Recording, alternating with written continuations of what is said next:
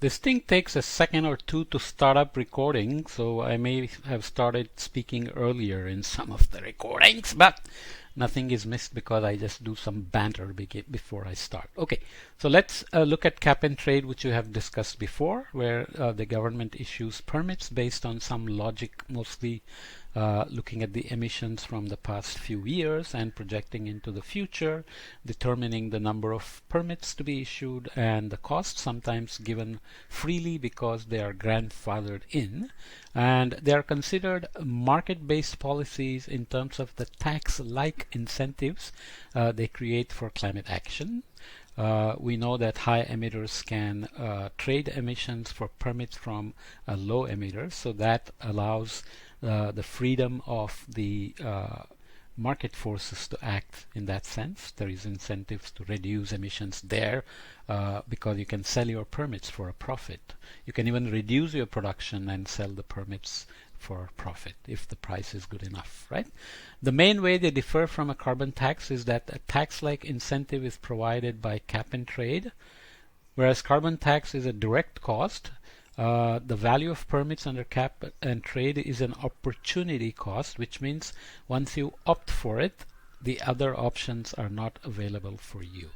That's usually the opportunity cost definition.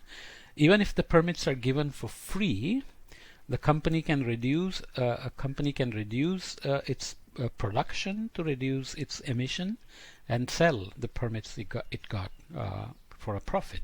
Okay, so we'll see that some example like that can actually work, especially if you're already, let's say, emitting carbon at a price lower than the permit itself in some cases. Okay, the incentives are direct under a carbon tax, like some value $30 per ton, and can be raised or lowered easily based on technology adopted or emissions changes and so on. But under cap and trade, permits are released based on estimates, and permit trading may raise the price, which is the hope, and incentives can become large to reduce carbon, or permits may drop in price and incentives can become basically non-existent even.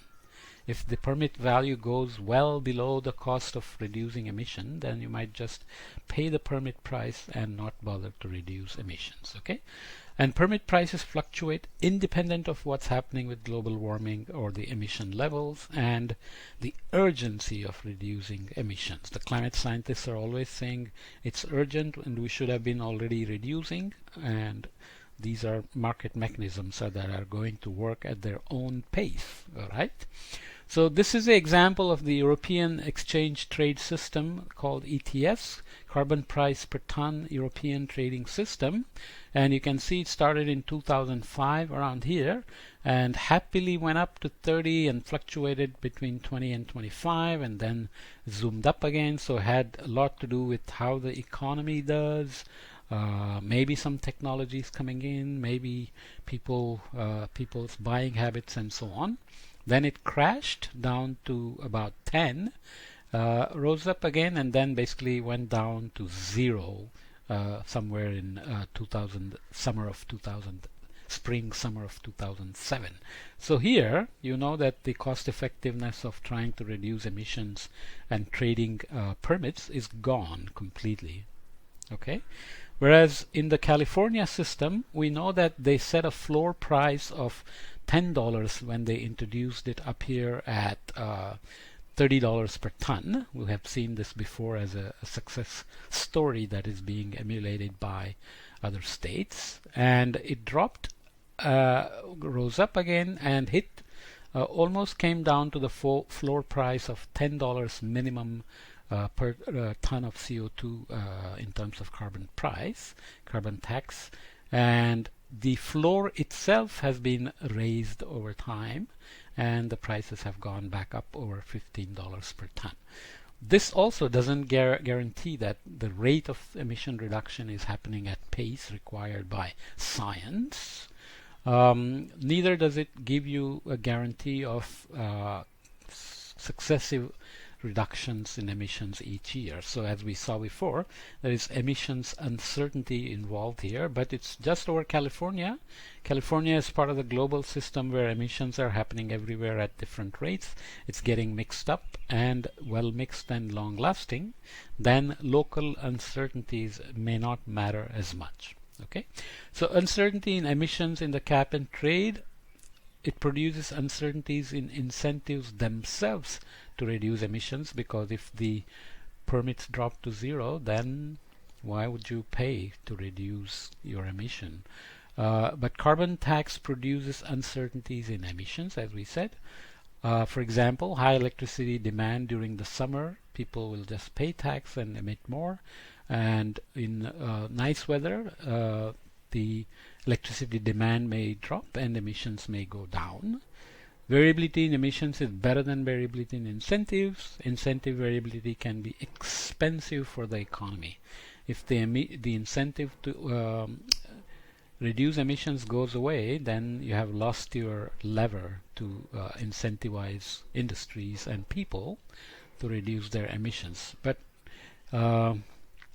looking again, this is why maybe lots of places have taken up carbon tax as a direct incentive rather than cap and trade. There are many countries like Switzerland, Europe in general, UK, Canada is mixing them, New Zealand, Japan, China, and so on. Okay, they have cap and trade systems. So the story still to remember is that policies, market-based policies, may be working better in terms of incentivizing and being more uniform in enforcing, and easy in terms of finding cost effectiveness automatically, but they don't guarantee emissions control. There is some uncertainty, and equitability of market forces is always an issue as well. And we should also remember that by themselves they may not be enough. Some regulations obviously may always be part of the portfolio of driving emissions reductions at the levels needed, right?